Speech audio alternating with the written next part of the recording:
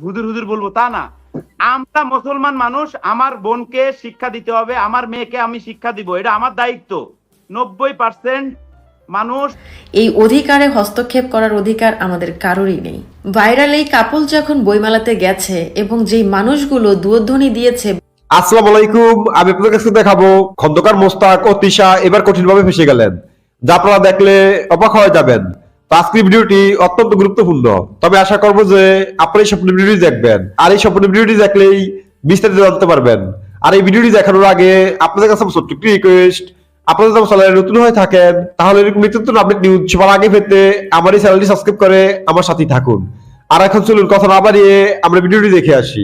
আমি আপনার সাথে আসলে আপনাকে আমি এই জন্যই ডেকেছিলাম যে আপনার ভিডিওটা দেখেছি এবং পুরোটাই মানে এ টু জেড আমার কাছে এটা খুবই মানে অযৌক্তিক মনে হয়েছে। এবং আপনি মেয়েদের পরিবারকে যেভাবে বলছেন, যে ওর জন্ম নিয়ে যেভাবে কথা বলছেন, আমি খুবই সরি। আর আপনি আমার পর্দা নিয়ে কথা বলতে পারেন, মেয়েদের পর্দা নিয়ে কথা বলতে পারেন, যারা পর্দা করে আমরা শ্রদ্ধা করি এবং পরিবার অবশ্যই চাই যে পর্দা করুক, কিন্তু পর্দা না করলে মেয়েদের অঘটন ঘটবে।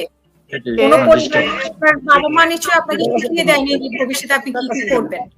এগুলো আপনি যে কথাটা বলেছেন, আপনি খুব যুক্তিকর কথা বলেছেন, এই জন্যই কিন্তু আমি আপনাকে ডেকেছি। বিশেষ করে জন্ম নিয়ে, তিশার জন্ম নিয়ে আপনি থাকে, এই মা বাবা দায়বদ্ধ থাকে, এরকম আজকে থেকে তো এই ঘটনা হচ্ছে না, 3 বছর ধরে।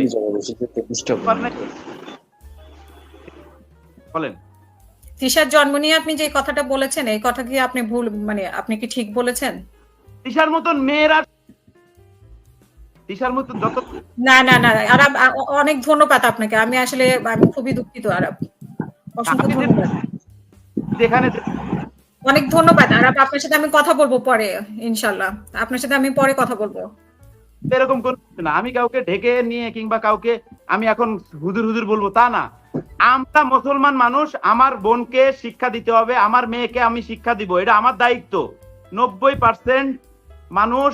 আচ্ছা আমি বলেন বলেন, আপনি বলেন। কারণ কি, আপনি যদি এখন এই দেখেন, আমি আপনার কথাই বলি, আপনার এখানে যদি মাথায় কাপড় দিয়ে আসতেন, ওড়না নিয়ে আসতেন, কত সুন্দর লাগতো। আপনি একজন মুসলমান মানুষ, কত সুন্দর লাগতো। কারণ আপনি আপনার মা বাবার কথা শুনেন নাই। তা যারা মা বাবার কথা শুনে না তারা অবশ্যই বেয়াদব। আর বেয়াদবরা কখনো মানে আমি যে জন্মর কথা, জন্ম মানে কি? এই যে সেবুদা বলে গরিব, এই গরিবটার মানে কি বলেন? জন্ম দিয়েই যে জন্মদাতা হইতে পারে সেটা তো না। বেজন্মা মানে 10 জনে জন্ম দিবে, এটা বেজন্মা হয় না। মানে অনেক ধন্যবাদ আরব, আরব অসংখ্য ধন্যবাদ। আপনি মানে আসলে কারো জন্ম নিয়ে কথা বলতে পারেন না। মা বাবা কোনোদিন চায় না যে, মা বাবা কোনোদিন চায় না যে কেউ খারাপ হোক। আপনার ভিডিওটি আমি দেখেছি, আপনি জন্ম নিয়ে আপনি এই যে মানে সাইফুল ইসলাম বা তিশার মাকে কিন্তু আপনি কখনো দেখেননি। আপনি যে জন্ম নিয়ে কথা বলেছেন ইউটিউবে, আপনি যে ভিডিওটা দিয়েছেন, আমি খুবই অনেক ধন্যবাদ। সাইফুল ইসলাম, আপনি আরবকে কিছু মানে বলার আছে কিনা? আমি আরবকে মানে আরব বিদায় নেবে আমাদের থেকে। দিয়েছে, আমি আমার সময় নাই, আমি আপনার ইয়াতে আমি প্রথমে আরব ভাই যেটা বললেন যে 2-3 বছর আগে মোস্তাকের সাথে তিশার হয়েছিল, ইট ইজ রং।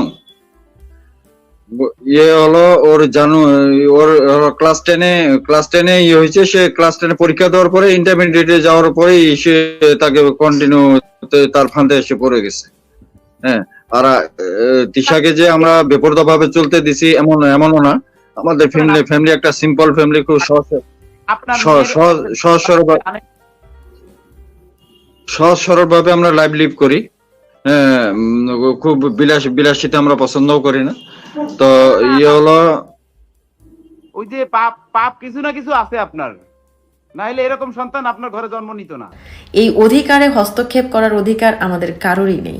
ভাইরাল এই কাপল যখন বইমেলাতে গেছে এবং যেই মানুষগুলো দুয়োধ্বনি দিয়েছে বা বই ছিঁড়েছে, সেই মানুষগুলোর জন্য আমি বলতে চাই, এই মানুষগুলোই সেই মানুষ যারা তাদের গার্লফ্রেন্ড নিয়ে বিভিন্ন হোটেলে যায়, রিসোর্টে যায় বা অনৈতিক সম্পর্কের মধ্যে বিলং করে।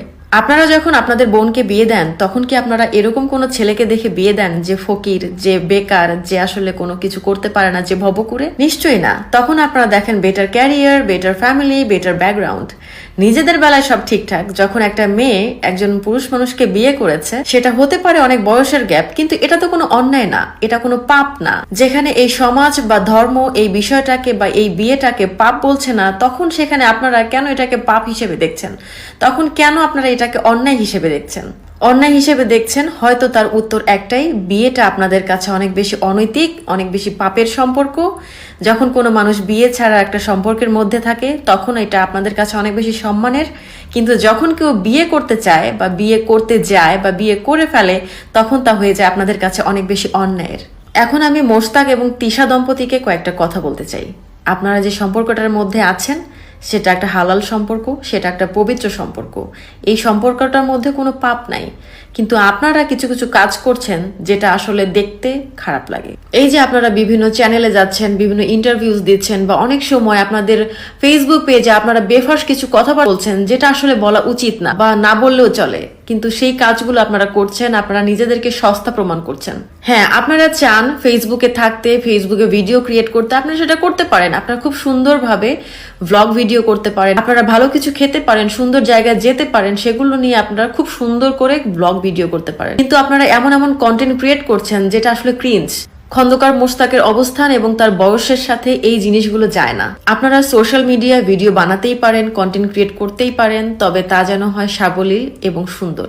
আর বইমেলায় প্রকাশ হওয়া আপনাদের বইটি নিয়ে আমি যেটা বলতে চাই, আপনাদের এই বই সম্পর্কে যেটুকু আমি দেখেছি ফেসবুকের কল্যাণে, তাতে করে দেখলাম আপনাদের বিভিন্ন সময়ের ছবি এই জায়গাটাতে প্রকাশ পেয়েছে এবং বিভিন্ন ফেসবুকের কমেন্ট আপনারা সেখানে পাবলিশ করেছেন। আসলে বই তো এরকম একটা জিনিস না, বই অনেক পবিত্র জিনিস, বই অনেক সুন্দর জিনিস। হুমায়ুন আহমেদকে আপনারা ফলো করেন, তাহলে কি আপনারা এটা ফলো করতে পারেন না যে হুমায়ুন আহমেদ কি টাইপের বই লিখতেন, বা হুমায়ুন আহমেদের ব্যক্তিত্ব? আপনারা আপনাদের নিজেদের ফটো ব্যবহার করেছেন একটা বইয়ের কভারে, বা আপনাদের নিজেদের ছবি ব্যবহার করেছেন একটা বইয়ের ভিতরে, বা ফেসবুকে যারা কমেন্ট করেছে তাদের কমেন্টগুলোকে আপনারা আবার সেই বইয়ের মধ্যে পাবলিশ করেছেন। এটা তো আসলে একটা বই হলো না, এটা একটা হাস্যকর জিনিস তৈরি হলো। তো আমি আশা করছি যে আপনারা সব ভিডিওটি দেখেছেন। তো আপনাদের যদি এই বিষয়টি নিয়ে কোনো মতামত থাকে আমাকে অবশ্যই কমেন্টে জানাবেন। আর আপনারা যদি আমার চ্যানেলে নতুন হয়ে থাকেন তাহলে আমার এই চ্যানেলটি সাবস্ক্রাইব করে আমার সাথেই থাকুন।